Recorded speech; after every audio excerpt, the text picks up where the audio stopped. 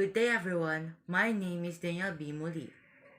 Today, I will teach all of you a better understanding of graphs of linear functions.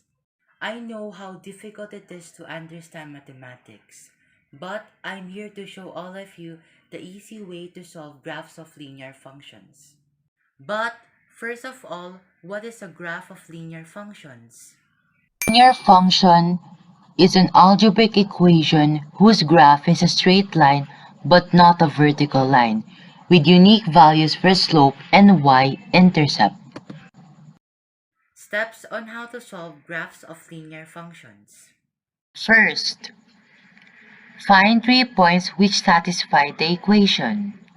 Second, plot the points. Third, connect the points with a straight line. Before we proceed, I will inform all of you that we will use the form f of x equals mx plus b. So, the given problem is f of x equals 4x minus 3. An extra tip before we start, when we are finding a point or real number to assign, we should make sure that the numbers you have chosen are consecutively aligned. For example, when we are assigning a number, it should be 1, 2, and 3, not 1, 3, and 5. The first step is to find 3 points which satisfy the equation. So, I have decided to use -1, 0, and 1, which are consecutively arranged. So, the first point is -1. Put the form f of x equals 4x minus 3. So we will change the x into -1, then bring down -3. 4 times -1 equals -4. Then minus the answer to -3. -4 minus 3 equals -7. So the answer of our first point is -7. The second point is 0. Again, put the form f of x equals 4x minus 3.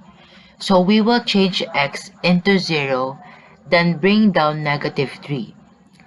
4 times 0 equals 0, then minus the answer to -3. 0 minus 3 equals -3. So the answer of our second point is -3.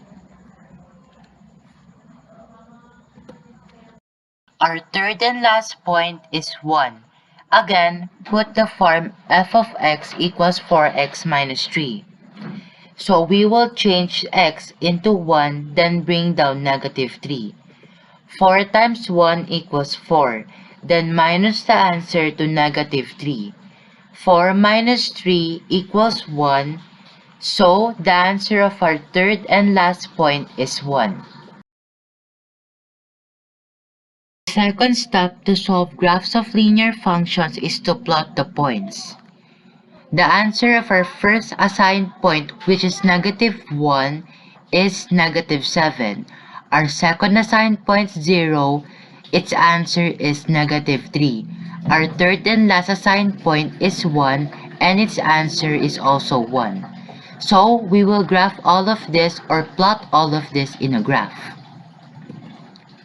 An extra knowledge, the graph used in plotting the points is called a Cartesian plane. It is named after the French mathematician and philosopher René Descartes. The first point is plotted by looking at the x-intercept, which is -1, and go down to our y-intercept and plot our point at -7. The second point is plotted by looking at x-intercept, which is 0, and go down to y-intercept, which is -3, and plot the point there. The last point is plotted by looking at our x-intercept, which is 1, and left to our y-intercept and plot it at our point, which is 1.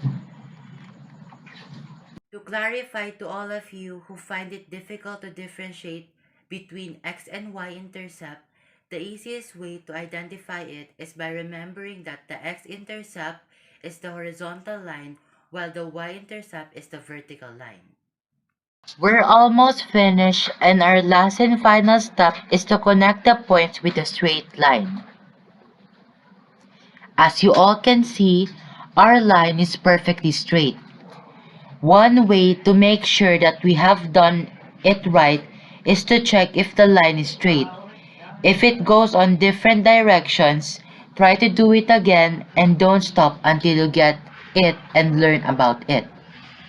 Thank you, and I hope all of you learned something new today. Mathematics may be difficult to understand, but we should learn to love it and appreciate its usefulness in our everyday lives.